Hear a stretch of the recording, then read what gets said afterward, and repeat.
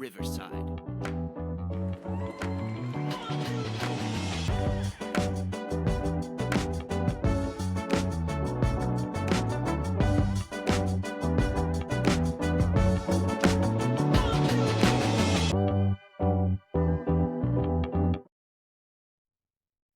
Okay, I just want to note, a programming note. If you're listening to this episode right now and you think it's the most latest episode, it's not. This is a special episode to talk about a wild day in the transfer portal. There's episode 80 that talks about the Peach Bowl. And we said in there, we're not really going to talk about the transfer portal a lot because it's going to be a moving part and everything's going to be. Yeah. And we ended up talking a little bit about it. We ended up being wrong in it. So go check out that. But we're exclusively talk about today's transfer portal action and what that means. So if you want to listen to that, you're on the right episode. Go back to the last episode because you are listening to the Kirkwood and Dunn podcast. My name is Trent. And I'm Tim. And join the hundreds that have started following us on Instagram, TikTok, Twitter. We're at Kirkwood and Dunn on everything. Go check out our content there. It's been I was just telling Tim, it's been absolutely wild day on the internet, and it's something that I've thoroughly enjoyed. Tim, have you enjoyed it as much as I have? Listen, we've covered probably 50 episodes on the 2025-2026 Indiana Hoosiers. This is episode 1 of the 2026-2027 Indiana Hoosiers because, my God, the money cannon was firing today on all cylinders. What a day to be an Indiana football fan. Unbelievable. They always ask me what season this podcast is in. Maybe this is first season 2. You know, like we've kind of merged 24 and 25 together. Now we can focus on season 2. Tim, I was watching Pat McAfee on Friday night. No, it would have been Saturday night yesterday. And my wife likes McAfee, so we were just watching it, and he just drops casually, like he's doing his little like McAfee thing, you know. He's like the Indiana Hoosiers, and he's like hand motions the Indiana everywhere. Hoosiers. They're getting gifts from people. The North has money. Indiana, we know. Indiana got $2 million. $2 million from a famous IU alumnus. And they got another $1 million coming in after the Rose Bowl. Like, he just drops that casually. And his point was, like, the SEC, like, what we've talked about, you've illegally done things for years. And, hey, guess what? The North has huge alumni bases, a lot of money. And did that. Well, you and I talked this morning. Go listen to that episode.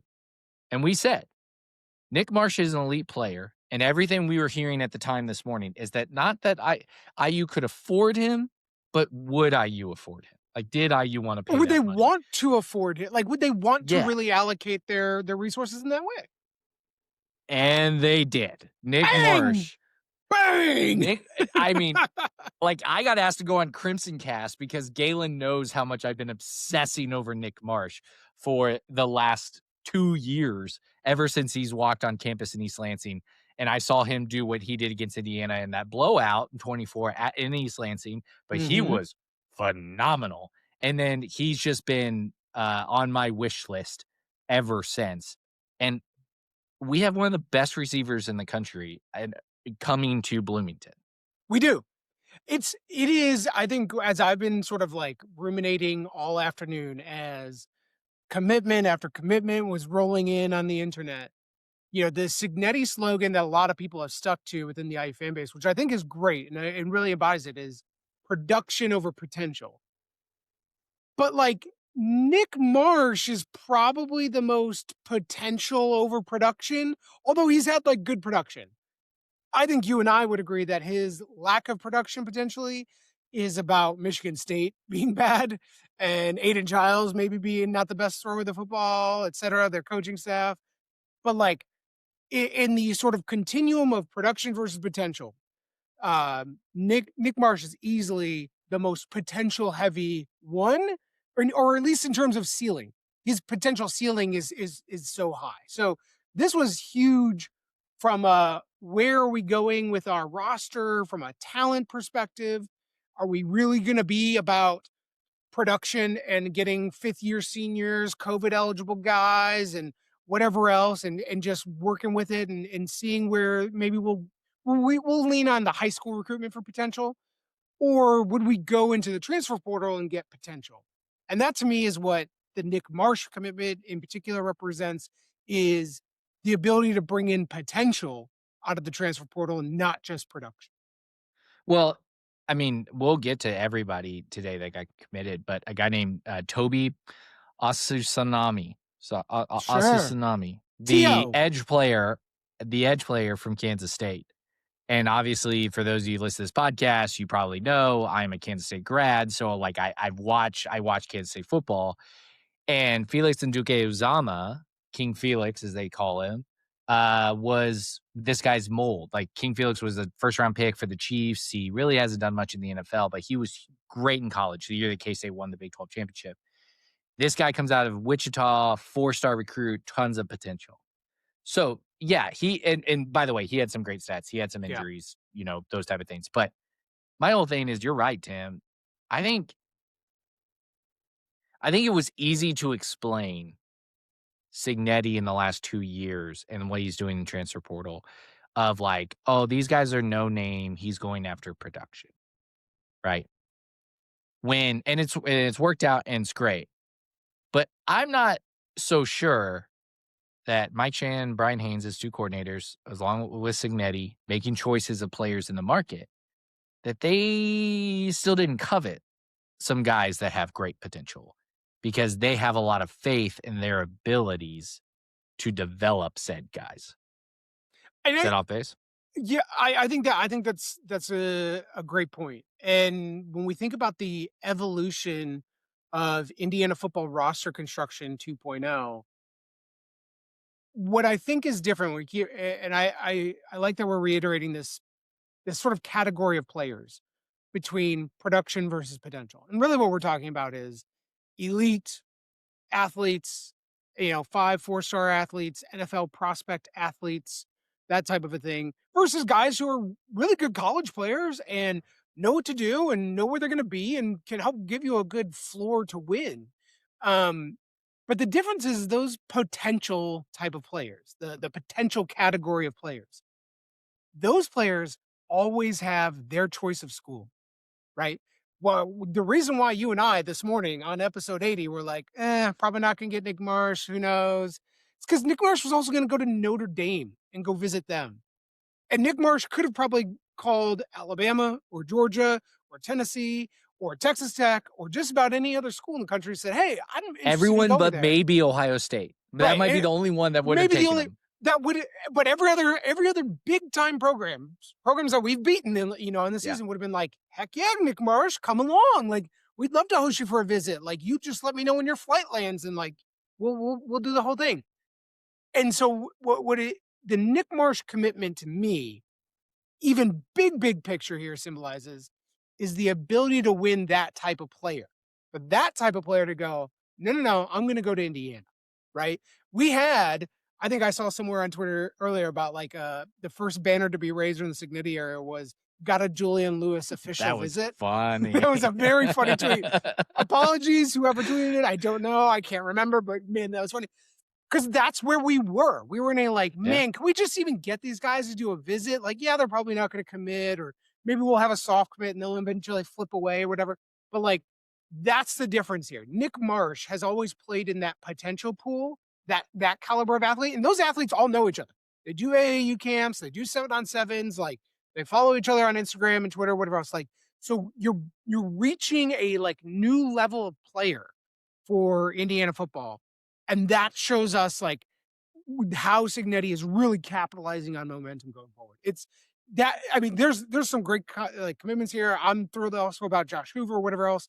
But I think what you and I have been talking about, what we are, seeing the reaction on Twitter and everything else, is what this commitment means, because it means a different type for the Indiana football program going forward. Okay.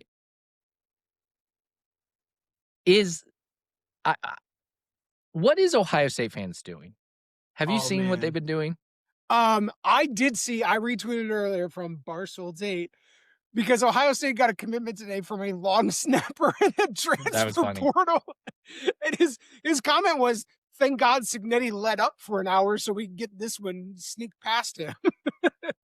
Like Because I don't know what they're doing. I have no idea what Ohio State is trying to uh, do right now. Like they're Ohio State, losing. but no, I'm not. I'm talking about their fans. I feel like because Sure. we have them in our algorithm, right? Because of the 2 games ago. And like there's the Ohio State like DG and like the Yeah. I don't know, just Knock so off you can Bucknuts find them. guy. Yeah, Yeah. you can find them. And they're all like glazing Cignetti. Like all glazing Indiana. And a little bit of like I think I took the Kirkland Dunn account. I retweeted something like we've mentally broke the Big Ten Oh because yeah. it's like they're like, oh fuck. Yes. Like and I am a little like, am I being tricked? Are you guys really that worried about it? Or are they actually recognizing for the first time Yeah. Indiana's not going anywhere? I do like if you're a Penn State fan, Ohio State, Michigan, Oregon, right? I would call those maybe the 4 premier players in the Big Ten conference. If you're a fan of one of those teams, your vision of or your perspective on Indiana football went from in 2024 to like, oh, cute, yeah, nice, good, lucky season. You hit the transfer portal, schedule was soft. Ah, good job, guys. We so glad you had fun there. Enjoy recess while it lasts. To then this season being like, oh, okay, looks like Cignetti knows how to coach, kind of knows how to pick some players. Indiana's not going to be just a one-hit wonder or a team we're going to have to run over. Like they've now maybe ascended themselves at least to continually being like the middle of the Big Ten or whatever. And I think, especially a little bit of that's their Ohio State game, but after the Rose Bowl on Thursday, and now today they're going, uh-oh, this isn't a short-term thing. This is a very much a long-term thing where we will have to deal with Indiana football. And they were used to only having to worry about 2 or 3 other teams, and now we're there. And like I think they are legitimately that's them accepting it. They are accepting it, and the rest of the college football world is taking notice too that we're here, we've arrived, and we're not going anywhere. It's kind I mean, it's weird. I don't know what to It's do very with my weird. hands. It's very weird I don't because know. there's an Indiana basketball game on right now, a Yeah. conference basketball game right now, and I don't give a rat's ass. Like this is where we are in the transfer portal era. I distinctly remember 2 years ago tweeting at Assembly Call, which was a largely a good show for IE basketball fans, because they had to do an emergency podcast when Peyton Sparks transferred from Ball State and was committing under Woodson to come to Indiana. They did an emergency pod for that.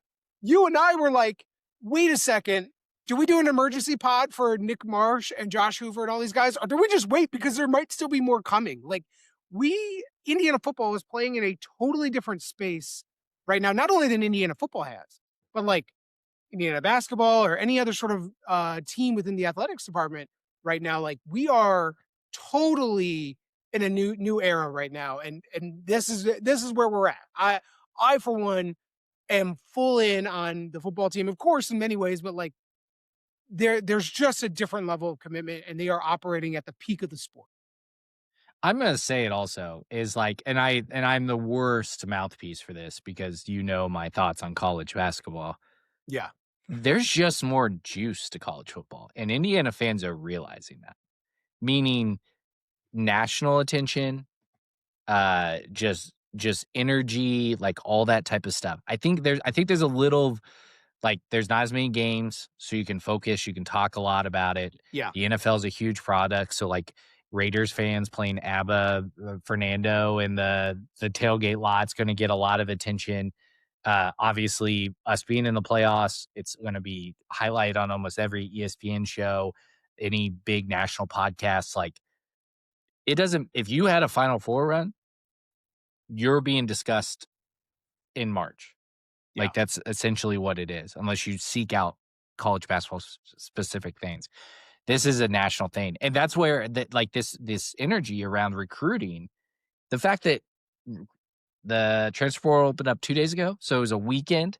I think this is the most productive 4 hours in the city of Bloomington. That Cignetti had 4 hours to visit with the recruits Right. yesterday, and like look at what is the outcome here. Like we haven't even gotten to, we get two defensive backs, one safety, one cornerback safety Yeah. guy. And then we get the starting running back from an ACC team and Turbo Rich, like, and he's coming here. I guarantee you, he is not guaranteed a starting spot because Oh, like no. Indiana probably doesn't guarantee anything, but also like we don't play a bell cow back. Like No, we've used multiple backs. But so he's choosing us, right? Like, he is choosing, like, this is the place that's gonna take me to the next level where I can win at a high level and, like, get the most out of me. Like, that's huge. that's huge. And for Indiana, like he's a guy that can catch the ball. Like he's like Red Lewis earlier on the Crimson Cast episode I was on said that he actually has stats very similar to Kalen Black, but except like he can catch. So like, okay, that sounds fantastic. Also, Tim, we've talked 15 minutes into this emergency pod. Mhm. We haven't even touched that we got a transfer quarterback who will Again. probably be QB1. Like Josh Yeah. Hoover. Like we've Yeah. mentioned it like a little bit, but like Josh Hoover's coming. Like it's huge. It is huge. Like, there was a lot of, people debating about, Alberto and where we were gonna go. Yeah, and even when you think back to Fernando coming in, a lot of people wondering, like, man, are we really going to just be able to pluck a quarterback every year and the quarterback's going to be great and the offense is going to be good? That answer is yes. Like, Yeah. unequivocally, it is. Like, I retweeted earlier, like, it is so evidently clear the history that Curt Cignetti has of developing quarterbacks in 1 year, not necessarily developing them like from high school over the course of 4 years. Like, he immediately makes you a better quarterback. Right. And so, like, we are going to be able to play in that space as much as we want to either have a new starter each year, which, all right, fine. That's odd in the way that we've all been thought of historically about football. But, like, I think Curt Cignetti's proven to break down lots of myths and barriers as it relates to football and roster construction.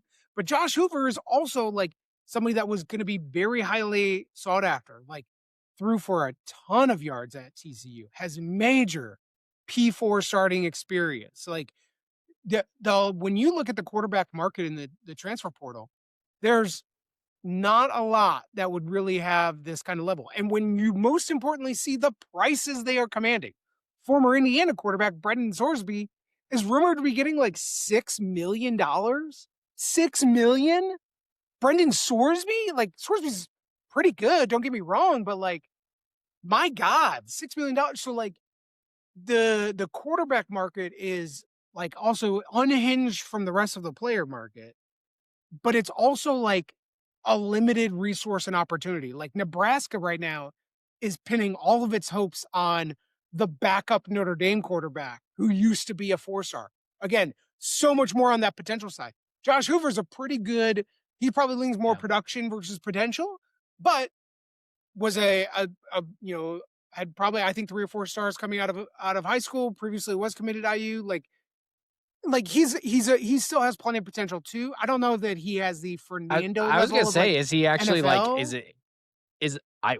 I think that is the case. I think he's right now a potential guy because go look at his numbers this year at TCU. And TCU is a quarterback friendly offense. It was surprising to me that when Hoover, because he was immediately linked to IU. I was Yeah. surprised he was the typical guy. Because he was like a big arm guy. He threw a lot of interceptions. He was supposed to be really good this year for TCU. Wasn't great. I mean, he was probably upper half of the Big 12, but I mean, go highlight some of his starts. His stats are so familiar. I'm looking at him now. Okay, so he completed 272 out of 413 passes, 3,400 yards, 29 touchdowns, and 13 picks. So this is the problem. Like, the problem why maybe Josh Hoover wasn't the number one guy. He threw 13 picks last year and 11 in 2024. So, like, that's not great. But is that more of a factor of his system, coaching, having to win games for his team, et cetera? And if you'll remember, Fernando threw a lot of picks that last year at Cal, like, a lot. So I think he comes in with a similar profile. I think the difference is Fernando is a solid 6'5" and like 220. He's listed at 6'2", 200. So just a little bit smaller, a little bit more not as hefty in a way, a lot more closer to Alberto in size than he is Fernando. And that's just like this is me just talking about on the margins as an NFL prospect, right? Truly top level stuff, the Trevor Lawrences of the world, the Fernandos of the world. You're looking at more wanting to have more 6'4", 6'5", 6'6". You wanted to have 220, 230, and hopefully some mobility with that size, but you want them to be able to sustain hits, particularly for the NFL level. Because the NFL, they're going to get hit. College, I think you can do a lot better protecting guys, whether or not you roll them out. Like there's a lot more sort of offensive selection that goes into that. So I think Josh Hoover made the smart decision for him because Curt Cignetti has proven to make quarterbacks better. So Josh Hoover will be on NFL radars next year. Josh Hoover will be a Heisman candidate with Nick Marsh and Charlie Becker to throw to, et cetera. So like this is a great move for Josh Hoover, is a really good move for Indiana. Will say that like I think it'll be a long time before we see another Fernando Mendoza. Hoover doesn't run the ball. Yeah. Hoover doesn't run the ball, and offensive line has question marks going into the next season. Yeah. Uh-huh. Are we sure Alberto's not going to play next year? I just, like, his junior season, 24, just under 4,000 passing yards, obviously 11 interceptions, 27 touchdowns, 11 interceptions. This year he had 13 interceptions. I mean, he is great. This is what I'm saying. Like, I think this is a veteran. He's played a lot of games. If I'm counting his starts here, of course, it doesn't give me exactly his number of starts, but just from what I'm looking on the screen. But he played mostly the 24, 25. He was a starter. Played a lot in 23. I think they need to develop him. I'm just not like sure. Yes, he has to get better. But there's a lot there to work with, I think. And to your point, the bar is not Fernando Mendoza. Sure, he's a Heisman winner. No. We can win games with not having Fernando Mendoza. Won games with Curtis Rourke. So like, yeah. And that's what I think, like what maybe some of our fans that are not as dialed into Indiana football as we are, or even into college football. I think we sign Hoover with the more or less guarantee he's going to start. So I think if you've been out there on like, oh, Alberto, this is so great. It's cute that he is the younger brother. Great. But Alberto needs more time. He's only 2 years removed from high school. Like if he's going to win the starting job, he's going to really have to win it in spring ball in practice to beat out Josh Hoover. Josh Hoover doesn't sign here without some pretty good, assurances that he's going to be the starter. So I think we all should expect Josh Hoover to come in. But I think that what that means is that we're a ways away on Alberto.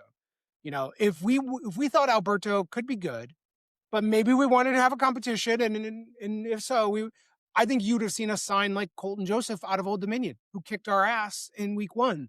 Colton Joseph goes to Wisconsin because Colton Joseph knows he's going to start at Wisconsin. Or at least very least, I could start at Wisconsin. Yeah. So these are like the dynamics that are at play here, and I think Cignetti has read the room appropriately. I also think, as you pointed out on Crimson Cast earlier, very smartly, if Alberto wanted to leave, he would have already been in the transfer portal. We would already have had that announcement. And that hasn't come. Now, maybe it can still come. Who knows? But if he was going to leave, he would have already done it in a way. So I think Alberto is still on, Team IU, Team Cignetti, Team Mike Shanahan, working to get developed, and I think he's going to continue to stay, and maybe he gets a little playing time, and I think it's a fantastic move ultimately because also quarterbacks get hurt. Curtis Rourke, God bless his soul, played on one leg, but we needed Taven Jackson to be around to play that game. It had to be Washington, yeah. Like to have somebody that at least has played some snaps. Now, granted, they've been in garbage time and whatever else, but has been around, been in the system, to have Alberto as a backup plan if Hoover goes down or if Hoover goes down for a week or two. That's tremendous. That is That is really good roster construction. So, big picture, all the things today, like these are the best pieces possible, really, I think, for Indy to add. Like, maybe I would have loved Gillum, the defensive tackle from Penn State. I would love still to hear about an offensive tackle, an offensive lineman in general, but like this has been a tremendous, tremendous day for IU. The one thing that wasn't mentioned on hey, I get to do 2 podcasts in a 2-hour time frame, so I get to clean up my mistakes. We didn't mention tight end and Shot, Oh, Brock from Shot, yeah. Miami. Yeah, but we need, like, 3 tight ends. Like, yes, Brock Shot and who else? Like, it is another position that I would like to see, a sign, and my assumption is if Brock Shot is coming, which is what everyone crystal That's ball been, yeah, identified, like, it's heavily gonna rumored. happen here this week is my guess. But I would like to see some other tight ends because, yeah, Yeah, Holden stays, I think Ryland what and happened Kelsey are too gone. is, as our fan base becomes more aware of these things and gets to dive deeper into the college football world, this was Cignetti and IU truly broke the dam on the transfer portal today. This was a lot of these commitments happened, so a lot of other dominoes then go from there. So, a lot of the more sort of in tune people were wondering about Texas wide receiver Parker Livingstone, who we thought might come aboard if Nick Marsh wasn't going to be in the plans, whatever else. But now Parker Livingstone is probably going to go commit somewhere else. And now that Parker Livingstone will have committed, then the next guy goes on Monday or Tuesday. Once he goes, then the other team picks up their tight end because they didn't get a wide receiver, right? Like all of these things are sort of happening in real time. It doesn't. You should know this. We are ball knowers, but I want our audience to be ball knowers too. Yes, technically the transfer portal opened on Friday. Do not be so naive to think that the entire recruitment of all these players happened in the last 48 hours. Absolutely not. This that For was a those great. listening on audio, I did a Yeah. very shocked face. That was a great clip for if you listen to this show on audio, get to the YouTube. Get to the YouTube to see Trent's face because he pulled an all-timer there. These things happen, even mid-season, truly. So a lot of these guys have We had a saw really Nick good. Marsh after the game, like, dapping up players, and Right. everyone's like, Yo, bro, can't what? wait to see you. Yeah, come through Kirkwood. We'll catch you. So this will really happen quick this week. I think with a lot more, not only for Indiana but also for our opponents, the rest of the Big Ten Yeah. Conference. The dominoes will really start to fall quickly in the college football world. So let's do that thing where we wildly, recklessly speculate on things. The one thing that we didn't talk about in our transfer day on Currency Cast, my appearance there, are we gonna see more guys go in the portal? You lost an offensive lineman, you lost the Pepe brothers, you lost, Knighton, who was the Northern Illinois cornerback transfer from last year who never saw the field. Right. Eh, there's some NFL draft picks that decisions that matter, Omar Cooper Jr., Carter Smith, Tyreek Tucker, Yeah. those guys. But are you a little surprised that we haven't seen, like, at least a name come out? Like, we talked about Alberto, like, he'd already be in the portal. Yeah, I'm not surprised that we haven't seen anybody who plays, if that makes sense. The guys that we've seen technically already go in the portal are guys that have really barely logged any snaps this year already.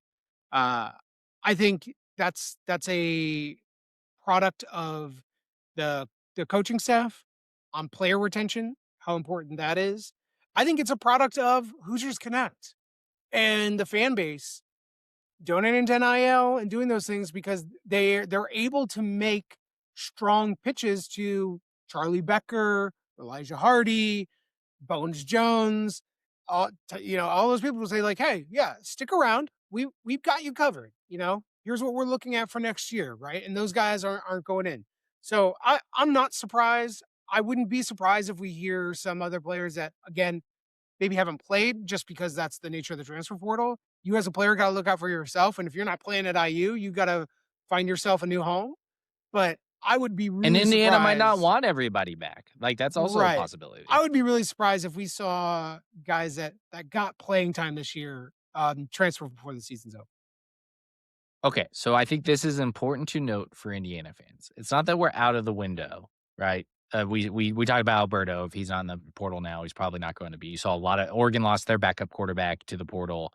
Notre Dame's lost theirs. Like backup quarterbacks do jump in so that they can go get spots at bigger schools or other schools. The portal goes from January 2nd to the 16th, closing on January 16th, which is kind of wild. But they have a national championship day window. There's Yeah. an extra 5 days for teams in the national championship game that goes till the 24th. So, Indiana fully playing January 20th in the national title game. Our players would have 5 days, 4 days after that to portal out, and teams could take those players.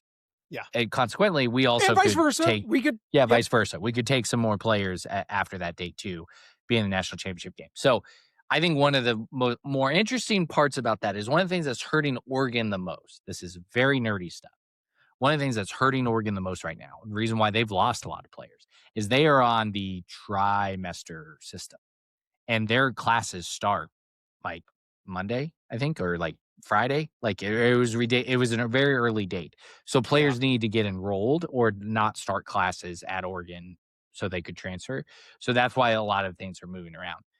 January 24th is a really late date for transferring into a new university. And as of now, the charade of the academic still exists. So like you still have to be enrolled. Now, will there be schools that will figure it out? Sure. Yeah. But there Yeah. are some schools that probably are eliminated as options. So all that saying is we're not out of the woods. It's not just because a player hasn't transferred out now doesn't mean even through the national title game they won't transfer. So a guy like Kobe Martin, who would be like Kobe Martin, like in my head, is like the one guy that I'm like, I could see him transferring. Everyone calm down and don't freak out. But I could see him transferring. He just is that typical guy. It's like he showed some things on tape. Maybe he goes to be a number one starting running back somewhere his Sure. next year. Yep. But he wants to play through the college football playoff. So maybe he decides it. I have no info on that at all, and I don't think he's transferring. But I just wanna just note that for Indiana fans to just be ready. Yeah, it can happen. And I think we have to play in a new world where our Indiana football roster construction is a matter of which of our guys are gonna go to the NFL draft, not previously where we're like, oh, maybe one guy he might get drafted as a senior, like legitimate underclassmen declaring for the NFL draft and going because they're gonna be a top 3 round pick. What do certain players on our roster that are pretty good, but they may want to transfer out because of the other guys that we are bringing in, right? They may go, oh, this is too much competition for me. I want more job security. All those types of things. Like we never really had to worry about in a world where our current IU players would leave us because of the high level talent we were bringing in, like to compete with them. That just wasn't a world that Indiana played in. We had to play in a long term development game. So in 2022, Indiana football players were not worried about new incoming talent really taking their roster spot or taking their playing time. They felt like if they were senior enough, they had it secured. So now we're going to play in a world where absolutely, we could get to the national title game, win it, be celebrating on Kirkwood, and amongst the flurry of texts we get is also an announcement that player XYZ is in the transfer portal. It is just the nature of the beast now, of where we are at with college football. You did say, even though we're at 33 minutes, I want to recklessly speculate already anyway. Let's just do a quick look at the 2026 Indiana football schedule. Okay, non-conference, home games, North Texas, Howard, Western Kentucky, 3-0. We're back, baby. We're going to be in the top 10. Home conference games, Minnesota Northwestern wins, Purdue, USC. I think those are wins too. Ohio State at home, coming for revenge for the Big Ten title. Win. Ryan Day sucks. Thank God we finally get a big boy to come to Bloomington. Oh, fantastic. Road games, At Nebraska, at Rutgers, at Washington, win, and at Michigan. Thank you. I'm a little afraid of Kyle Whittingham. He's not a dummy like Sherman Moore. If Bryce Underwood gets better, that could be a little bit tough. But like to me, there's only 2 losses potentially, and that's Ohio State and Michigan. We might be fucking 12-0 again. We might be number 1 seed in the college football playoff again. Like, I need everybody out there to like ignore this college basketball game that's happening right now. Ignore March Madness. I need you to go to Hoosiers Connect, start getting some merch, start buying some hats, do all those things because the train is not stopping. Curt Cignetti put on his conductor hat this weekend and said, "All aboard, we're going." Love it. Okay. All right. Let's play a game. You and I are in fantasy baseball worlds. Yes. So let's Shout play out the points protect. league. Let's play a protect list. You have to protect 5 players from the transfer portal. Don't This is count good guys off-season transferring. This is great, like I know, February but content episode. this Let's is do the it right portal now. season. This Like, is right now. sorry, First episode of 2026 for the 2026 team. So let's do it. but like, and I'm just saying 5 because like it's obviously supposed to be hard. Do I get to protect them from the NFL draft too? No. I mean, I'm not Fernando. I'm not going to take, but like, could I keep Carter Smith? Is he eligible for protection? Okay. We're gonna go under the assumption that Carter Smith is gone. Okay. Fernando is gone. Yeah. And Tyreek Tucker. I think Tyreek Tucker is staying. Omar's the one I'm debating. Should Okay. we say he's gone? Okay. But you can't take any guy. You can't like protect Nick Marsh because you know I would protect him. So like, you can't protect Nick Marsh. Just like, who are the 5 core guys you're building around? D'Angelo Pons stays. Oh, I think he's gonna go, but let's just for this purpose. I would say Tyreek Tucker. I think is actually number 1 on that list.